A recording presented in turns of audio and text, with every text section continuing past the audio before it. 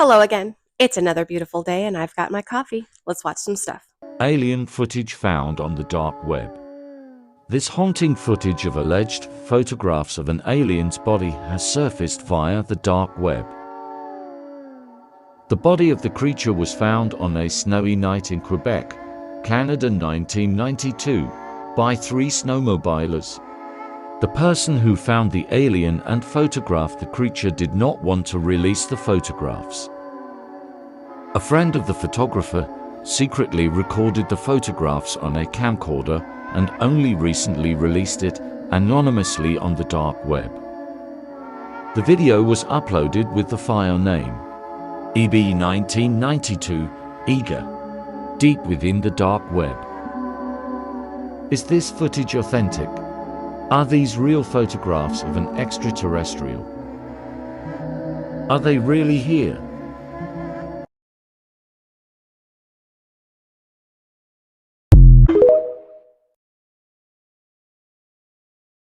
That was a good video. I've never seen that one before. It was posted about 7 months ago. Some of those things look a little iffy, and the story I don't necessarily think is authentic, but I like the footage. It's good. It's really good. I'm gonna take a second and apologize. I am coming down with something fierce. Last night I started getting a little tickle in my throat, and this morning I'm full blown bleh. So that's happening today. But yeah, I wanted to make sure to come here and honor my commitment to do a video every day. Hey, just want to take a second and thank you so much for hanging out with me for today's coffee talk. If you're having a good time, maybe you consider hitting the subscribe button and come back tomorrow because I'm making a new video every day. On May 27, 1931, Auguste Piccard became the first man to reach the stratosphere at an altitude of 51,775 feet. That's much higher than the maximum cruising altitude of all existing commercial flights. In this popular science article, Piccard described the Earth as follows. It seemed a flat disk with upturned edge. Then in 1933, Russian aeronauts reached an altitude of 62,304 feet. That's higher than the maximum cruising altitude of the Concorde jet and higher than the alleged commercial flights of the MiG-29. This is how popular science described the aeronauts' experience. Looking down, they tried in vain to detect any curvature of the Earth's horizon. Of course, Piccard and the Russians should have seen the curvature of the Earth at those altitudes, but they didn't, even though they wanted to. Kudos to them for their honesty. Although I will be sharing high-altitude balloon footage at much higher elevations proving there is no curvature and no axial rotation, these testimonies from these unbiased aeronauts in the 1930s evince that no one you know has ever seen the curvature of the Earth belying the claims of the globe propagandists. As a globe propagandist myself, I don't buy it. I mean, I know the story of Picard, but that's because I'm a big old nerd and I watched Star Trek growing up, and I learned where he got his name. Well, I learned where Gene Roddenberry got the name for Jean-Luc Picard, and that's rad, and that's how I learned that. But I know that he did actually make that trip. I don't think he went high enough. I think, yeah, it's still a globe. It's not flat. Earth isn't flat. There isn't enough solid proof to prove me otherwise. Or to prove the globe otherwise, right? History is so much different than we've been taught. There was once a civilization that was wiped out because it threatened the profits of the oil industry. The Tartarian Empire was a society where they had discovered ancient knowledge about farming atmospheric energy. They incorporated special coils into all of their architecture, and their entire society was powered for free. They had also discovered how to manipulate frequencies and move objects, which allowed them to build beautiful architecture. This is the same technology that the ancients used to build the pyramids. This society was far better than what we have today, as free energy allowed for people to focus less on work and more on creating a strong society. These people flourished for years until they tried to spread their technology. The oil oligarchs recognized that free energy threatened the profits they could make from oil.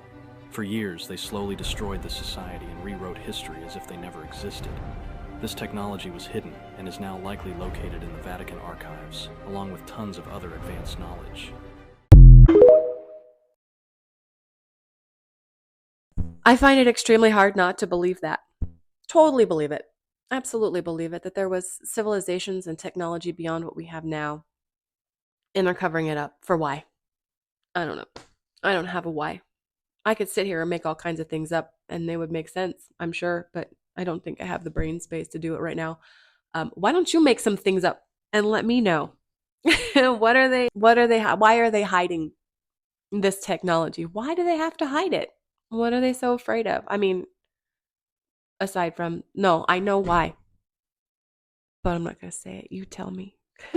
The Emerald Tablet is a secret hermetic text describing the process of transforming base metals like copper into pure gold. The text is credited to Hermes Trismegistus, an illustrious Hellenistic god, or the Egyptian god of wisdom, Thoth. Many sources claim that Hermes and Thoth are the same entity. The most amazing thing the tablet is said to contain is the knowledge of making the Philosopher's Stone. The Philosopher's Stone is a substance which produces the elixir of life, and one who drinks this elixir becomes immortal. The Emerald Tablet is the central text of Western alchemy. The ancient alchemists used specific chemical processes to achieve very long lifespans. However, the case for immortality has not been verified yet. Modern chemistry is now finding that any base metal can be converted into gold, but it is achieved through powerful nuclear reactions.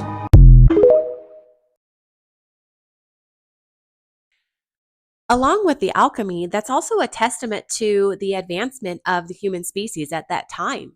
I mean, if they were supposedly hunter-gatherers, how on earth would they have been able to carve these elaborate tablets with this scientific information? Um, because they weren't hunter-gatherers. They were much more advanced. Had to be, right? Yeah. Dr. Kellogg, early 1900s, was this creepy, cultish medical doctor who believed that male sexual desire was the root of all evil, and so was masturbation in men or women. So he invented a food called cornflakes that was low in fat to suppress testosterone and lower male sexual desire. And that's why we have cereal as a breakfast item in the country today. And he was obsessed with masturbation. So he encouraged circumcision for boys and girls, but they just wouldn't do it to girls, thank God. And they still do it to a lot of men because it will reduce masturbation. It doesn't, but that was his belief. So this was basically a perv who, because of the medical establishment, built our food system and a lot of our medical practices. It's weird. So anyway, Dr. Kellogg could do that. Who knows what other doctor trainings will do, but the half a day of training comes from his lineage, not the stuff that works. There you have it. The American breakfast is built around a doctor not wanting his patients to diddle themselves. There you go. But that was the whole, purpose of how he came about with cornflakes. He was trying to make a bland meal, and he believed that blandness was close to godliness, and the less spices and flavor that you consumed, the more likely you were to be close to God and not want to touch yourself. So, yeah, that's how that came about, and now we champion it as our breakfast. One of the creepiest and weirdest conspiracy theories says that for the last 140 years or so, many of the most powerful men in the world, and it is only men, gather at this secret location to perform a ritual in front of a giant owl statue. The place is called Bohemian Grove, they say, and attendees include almost every former president, CEOs, any power player in society. They gather here once a year in front of the owl and the bonfire. But the weirdest and most chilling part of all of this is that it's totally true and not controversial. You can go to Wikipedia, just go look up Bohemian Grove. It's a known location. You can go there right now. It's all fenced off. It even includes a photo from one of the gatherings. This is from 1967. There's Ronald Reagan, Richard Nixon, all just sitting around the table. The ceremony they perform in front of the owl statue is called cremation of care, and the powerful people dress up in costumes. The giant owl statue is called the Owl Shrine, and it has speakers and audio equipment inside of it so that it can speak to them in a booming voice. One of the first meetings to discuss the Manhattan Project happened at Bohemian Grove. And yes, it's still in operation. Recent attendees include Supreme Court Justice Clarence Thomas. This, by the way, is why I so strongly dislike fake conspiracy theories, because you don't need to make things up. Powerful people are weirdos. Yeah, truth is totally stranger than fiction. And having that evidence there, it's like totally real. Absolutely real. And that's creepy. A lot of these theories, conspiracy theories and stuff, they have some elements of truth to them, but they're easy to disprove in a lot of cases. When you're like, hey, there it is, here it is right there, there's pictures. These people are, yeah, that's what they're doing. This is the oldest tablet ever, around 40,000 years old.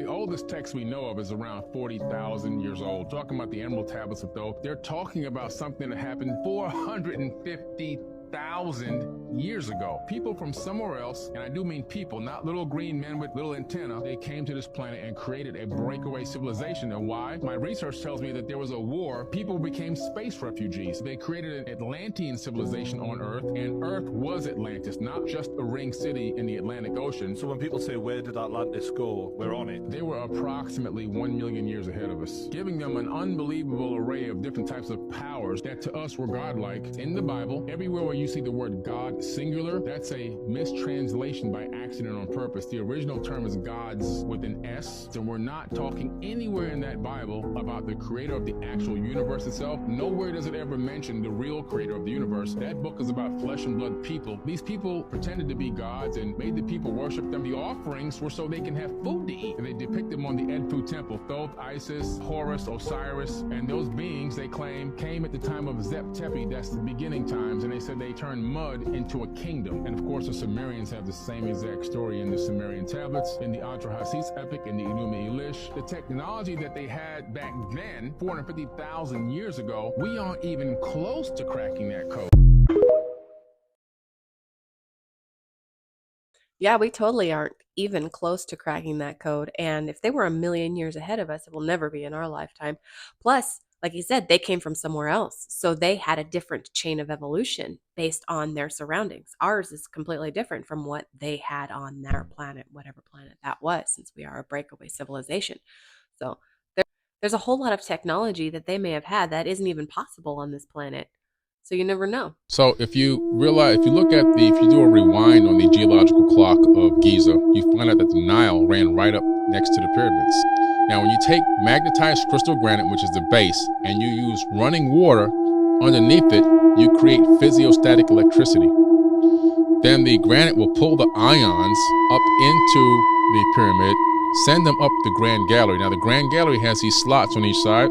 They could have been resonating rods, something to step up the electricity as it went up into the king's chamber. In the king's chamber, here's what's interesting. There's a box in there that they try to say it's a sarcophagus. It's not a sarcophagus. I'm 6'4". I can't fit in that box. You see what a real sarcophagus is. These things are massive, not this little tiny box. The box is the exact dimensions, though, of the Ark of the Covenant. The Ark of the Covenant used to sit inside of that box. It was technology. It was a capacitor. And that would then give the extra boost and send the electricity up through the apex, where there was a gold capstone. The obelisk, which are magnetized crystal granite, would capture that ambient wireless electricity and then pass it on to what they call jed pillars. They had these jeds. They're depicted in many hieroglyphs, people holding them and connecting them to light bulbs and electroplating devices in hieroglyphs, which I took everybody to go see. I didn't realize that I had two videos in there back to back with the same fella speaking, but that's okay. I really like listening to what he has to say. My brain may not be able to compute much of it, but I do appreciate his intelligence. As far as the Ark of the Covenant, I have it under good authority that it is currently being guarded by top men. Yeah, little Indiana Jones reference there, sorry. That is an interesting theory, and we are learning more and more every day of the true potential of the pyramids and all of the secrets that they hold. And it's a lot of fun. I'm enjoying learning these things. I think it's pretty cool. Well, I'm going to take some medicine and go to bed. Thank you so much for hanging out with me today. I really appreciate your time. I hope to see you tomorrow. Have a wonderful day. Here's my cutting room floor. 3, 2, 1. I am coming down with something nasty. So Sounds a little iffy. As a globe propagandist myself, um, I don't buy it. I'm sure I could make up a bunch of reasons why, and they would all sound totally legitimate, but I'm not going to do that because I don't have that kind of head space today. A testament to the advancement of the time. We were supposedly I always say we. I'm going to keep saying we. That's my thing. I was there. While I was there back in the 7th or 8th century. That was me. I was there. I'm so sick. My medicine's wearing off. Let's get back to chipper and happy. Okay. That's right. The American breakfast was built around an institution for the mentally insane. There you go. We're all crazy. Let's eat some more cereal. Spices were supposedly what caused people to want to be all touchy-feely on themselves, and that's bad. So, yeah. Kellogg was a creepy dude. Kellogg was an interesting fella. The American breakfast is built around diddling yourself. Yeah, we totally aren't even close to cracking that code. Damn it. I can't wrap my head around the things that he says. I'm simple. Especially right now. My brain's not doing anything properly. I guess I should probably do more research before I go and say no. All right. I am so sick today, but the show must go on. Day 5.